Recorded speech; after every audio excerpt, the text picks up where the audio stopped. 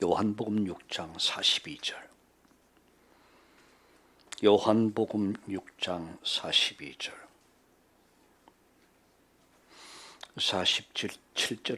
40절에서부터 우리 42절까지 같이 말씀을 제가 봉독해 드리겠습니다. 내 아버지의 뜻은 아들을 보고 믿는 자마다 영생을 얻는 이것이니 마지막 날에 내가 이를 다시 살리리라 하시니라. 자기가 하늘에서 내려온 떡이라 하심으로 유대인들이 예수에 대하여 수군교로 이르되 이는 요셉의 아들 예수가 아니냐. 그 부모를 우리가 아는데 자기가 지금 어찌해서 하늘에서 내려왔다 하느니라. 아멘. 아버지의 뜻은 아들을 보고 믿는 자마다 영생을 얻게 하는 것입니다. 저는 지난 주간 일부 예배에서 말씀, 순종 그리고 생명 이런 말씀을 드렸습니다. 노아가 하나님 말씀을 믿고 그 말씀 순종해서 방주 만들어서 자기도 살고 가족을 살렸고 시대를 살립니다. 아브라함은 하나님 말씀 믿고 주신 그 말씀을 언약으로 붙잡고 그 말씀을 순종해서 후대를 살립니다. 말씀, 순종 그리고 생명. 오늘 이 시간에는 육신과 영혼에 대해서 말씀을 드리고 같이 기도하려고 합니다. 여러분에게 있어서 가장 가치 있는 것은 무엇이라고 생각합니까? 어제 손녀딸들이 우리 집에 와서 잠을 잤어요. 아이들 자는 모습을 보니까 참 예쁘다 이 생각이 들더라고요. 제게 있어서 가장 가치 있는 것이 무엇일까를 생각해 봤습니다. 자식일 수도 있겠고요. 손자, 손녀일 수도 있겠고요. 어떤 이에겐 돈이, 명예가, 성공이 최고의 가치겠죠. 그러나 정말 구원받은 성도가 맞다면 최고의 가치는 예수 그리스도가 됩니다. 예수 그리스도는 우리의 절대 가치입니다. 최고의 가치죠. 두 번째, 구원받은 성도에게 있어서 최고의 능력 중에 능력은 뭐라고 생각하십니까? 그 능력은 바로 성령 충만입니다. 오늘 여러분 아침부터 오후까지 우리 예배하면서 절대 가치를 발견하고 절대 능력을 받아서 새로운 힘을 얻기를 주의 이름으로 축원합니다. 여러분 절대 사명, 성도의 절대 사명은 소금이 되고 빛이 되는 것입니다. 썩어져가는 세상, 병든 세상, 냄새나는 세상을 바꿔가는 거죠. 변화시키는 거죠. 가정을 변화시키고 사회를 변화시키고 국가를 바꿔가는 것. 그것이 바로 구원받은 성도의 절대 사명입니다. 그저께 여기 신림동에서 아마 등산하는 이제 그 젊은 여자 30대밖에 되지 않은 여자를 폭행하고 죽었더라고요. 그것을 가해한 사람이 30대 젊은이야. 그래서 수사하는 경찰을 제가 알기 때문에 물어봤어요. 그랬더니 참 자기도 안 됐다고 그러더라고요. 젊은 사람이 병들어 버리니까 한순간에 그 잘못이 그 인생을 완전 망쳐버린 거예요. 저는 그것을 보면서 참 우리가 복음 전하지 않으면, 우리가 전도하지 않으면 결국 우리도 이렇게 당할 수 있겠구나. 그래서 우리가 전도해야겠다. 만약에 그 젊은이가 복음을 정말 알았다면 그런 인생을 살지 않았을 것입니다.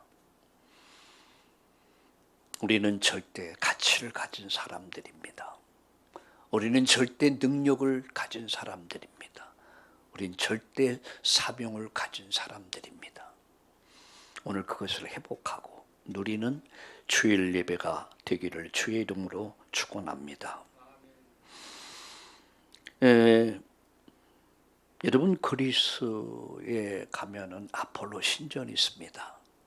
그 아폴로 신전 기둥에는, 현관 기둥에는 이렇게 쓰여져 있습니다. 너 자신을 알라. 너무나 많이 들은 얘기죠. 뭐를 알아요? 너 자신을 알라. 너 자신을 알라. 그래서 오늘 저는 이 말씀을 가지고 세 가지 말씀 드리려고 합니다. 첫 번째는 내가 누구인가? 인간은 육신이다, 흙이다. 두 번째는 인간을 영혼을 가진 영적 존재다. 세 번째,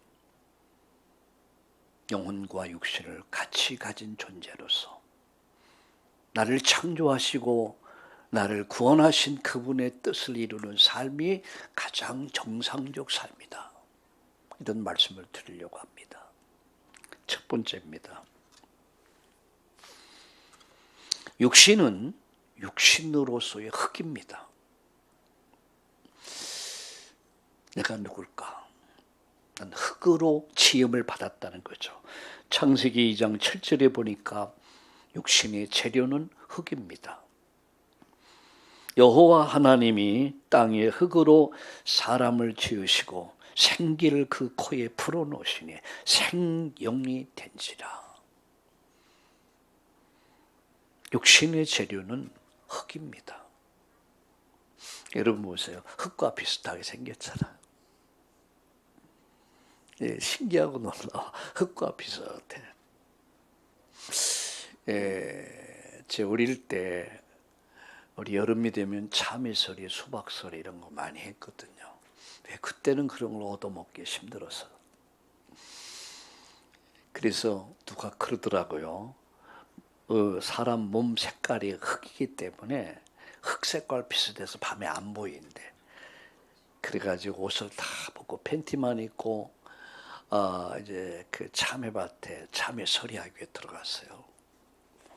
참외를 열심히 따고 있는데 누가 참외 사러 온 거야, 한밤중에.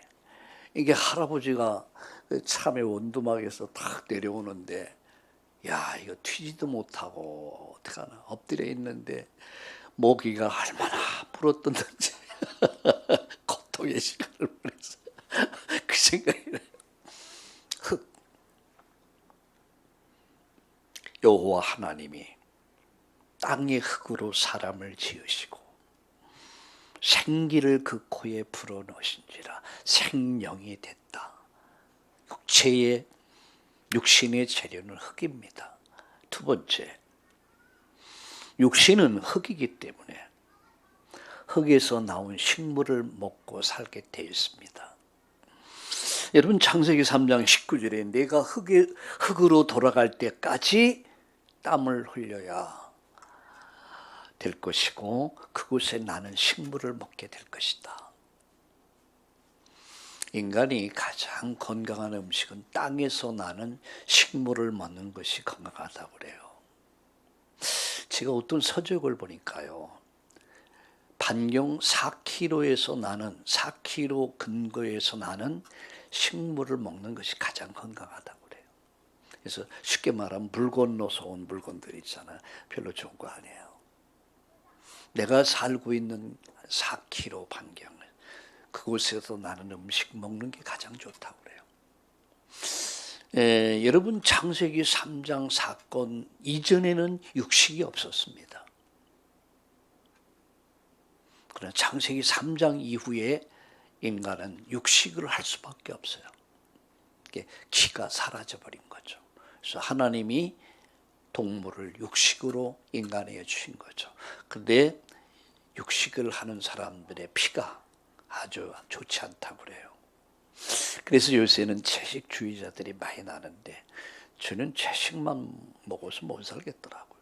힘이 없어. 예, 하나님께서 타락한 인간에게 그래도 긍휼을 베푸사 육식을 할 수 있는 기회를 주신 거예요. 분명한 사실은 땅에서 나는 음식을 먹는 것, 그렇죠? 흙에서 나는 것, 그게 가장 건강한 거예요. 어디까지요? 돌아갈 때까지. 자, 세 번째입니다. 육신이 흙이란 증거가 뭐냐? 여러분 이사야서 2장 22절에 보니까 이렇게 말해요. 인생을 의지하지 말라. 그의 호흡은 코에 있나니 샘할 가치조차 없다. 샘할 가치조차 없다. 인생을 의지하지 말아라. 그렇겠죠. 그저께 팔팔하던 사람이 오늘은 전혀 다른 사람이 돼서 다시는 볼 수 없는 사람이 돼서요.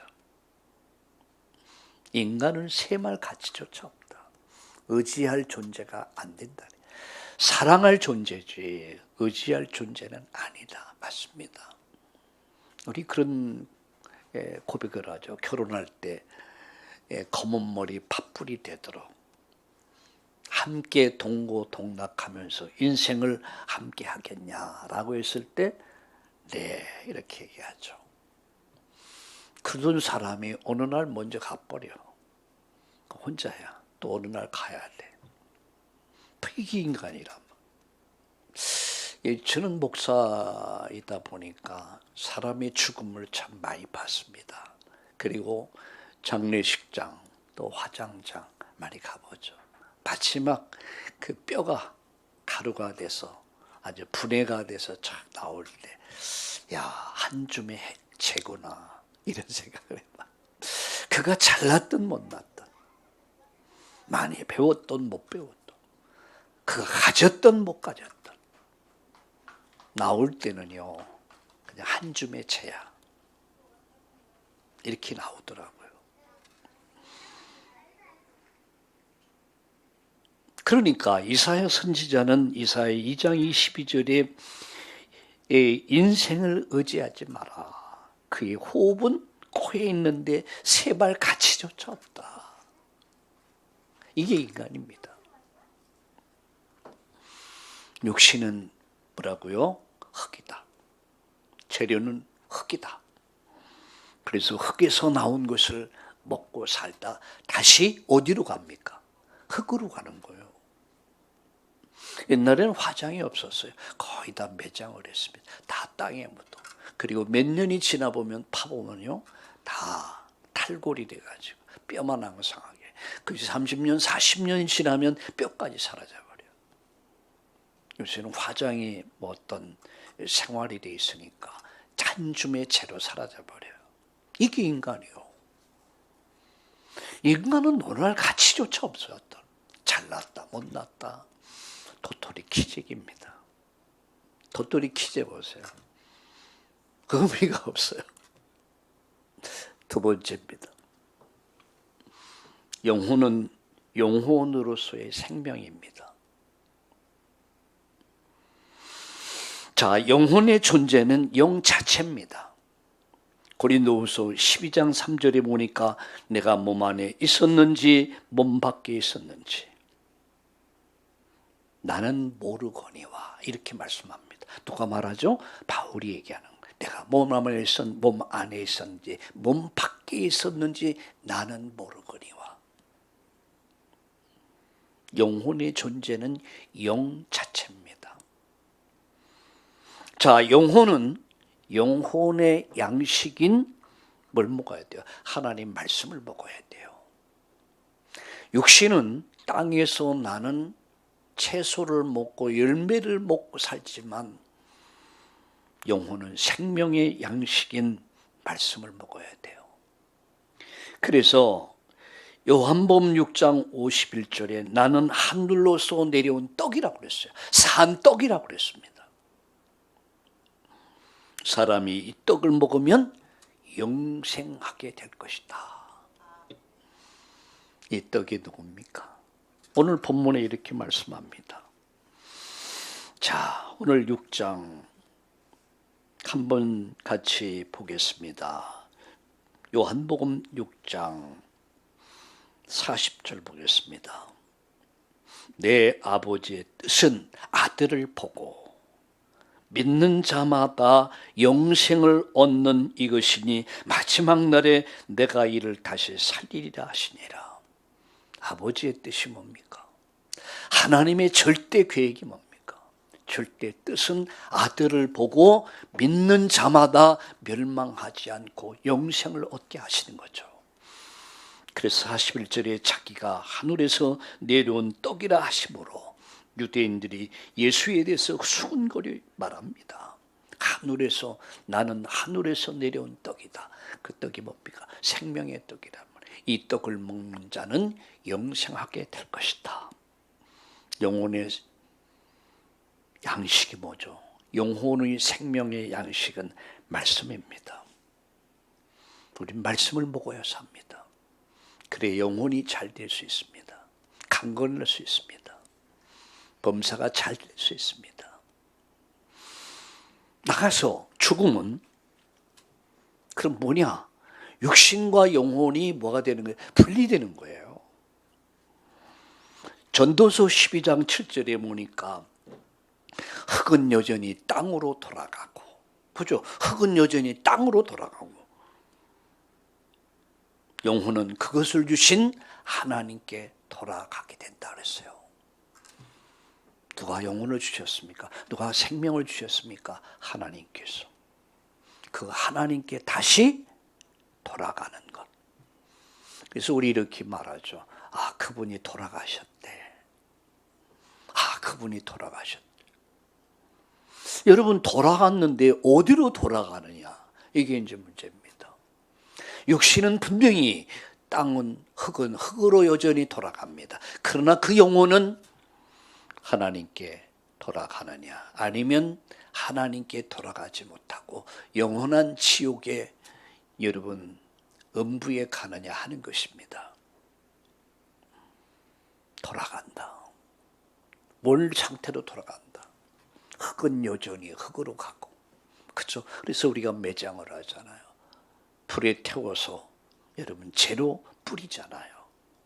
재가 되든 흙이 되든 다 똑같은 거예요. 근데 그 영혼이, 자, 예수님께서 십자가에 못 박히실 때 마지막 내가 다 이루었다. 그리고 말씀하시고 예수님께서 그 영혼이 뭐라 했습니까? 떠나가시니라 그랬어요. 어디로 돌아갑니까? 천국이냐 지옥이냐 두 가지 길입니다. 천국이냐 지옥이냐, 하나님께로 가느냐 하나님께로 가지 못하고 영원한 음부에 가느냐, 이게 이제 차이점입니다.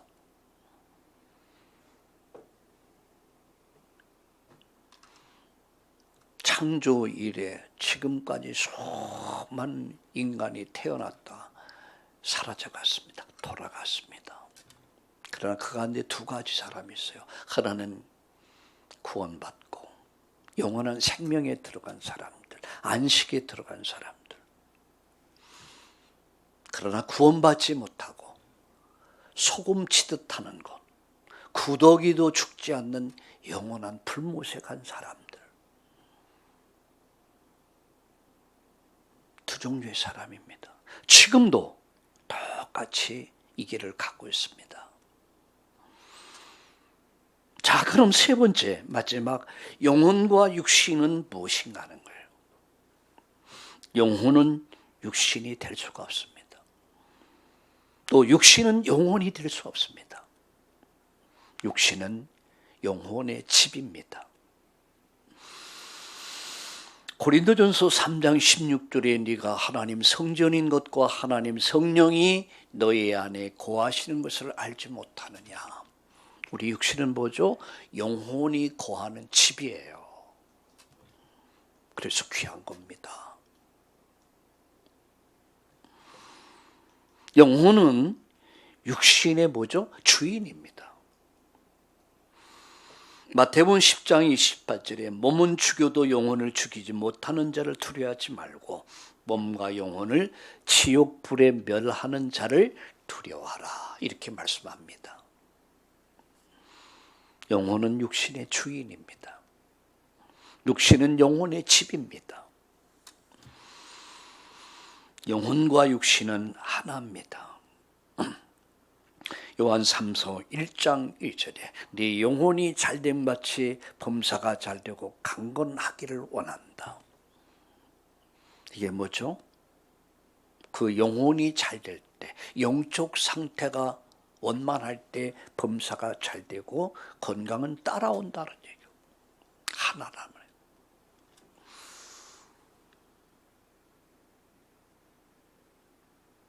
우리 영혼이 잘 될 때에 범사, 건강, 모든 축복이 따라온다.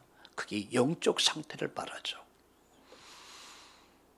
비로소 하나님 나라와 뜻을 이루는 창조주 되신 하나님, 구원의 주 되신 그분의 뜻을 이루는 삶을 살게 되는 것입니다. 우리 참다운 우리 교회에 속한 우리 성도 여러분, 나는 누굽니까? 오늘 나의 정체성을 다시 한번 찾는 시간 되길 바랍니다. 나는 육신은 흙이다. 영혼은 영혼으로서의 생명이다. 육신은 영혼의 집이다. 영혼은 육신이 주인이다. 영혼과 육신은 하나다. 그렇다면 결론적으로 말씀드립니다. 내 인생의 가장 축복된 상태를 만들어가는 것. 그게 뭐죠? 영적 상태를 만들어야 돼요. 그럼 영적 상태를 가장 정상적으로 만드는 비밀이 뭐냐? 영혼이 잘됨 같이. 그게 뭡니까? 예배의 상태란 말이에요. 그 사람의 영적 상태를 알려면 그가 예배를 어떻게 생각하고 예배에 성공하느냐. 그는 영혼이 잘 되는 사람이에요. 예배가 항상 2순위, 3순위로 밀려나는 사람들이 있어요. 바쁘다는 이유 때문에, 피곤하다는 이유 때문에, 여러 가지 상황 때문에 예배를 소홀히 할 때에 영적 상태가 병들기 시작한다는 사실이에요.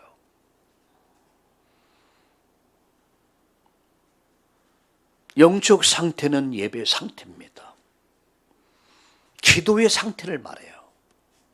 예배가 풍성해지면, 여러분 삶의 예배가 풍성해지면 반드시 여러분 정신 상태가 건강해지고 육신의 상태가 건강해지게 됩니다. 삶이 건강해지죠. 생각이 아주 건강해집니다. 지난번 신림 사거리에서 묻지마 살인을 저질렀던 사람도 젊은 사람이었습니다. 여러분 생각을 해보세요.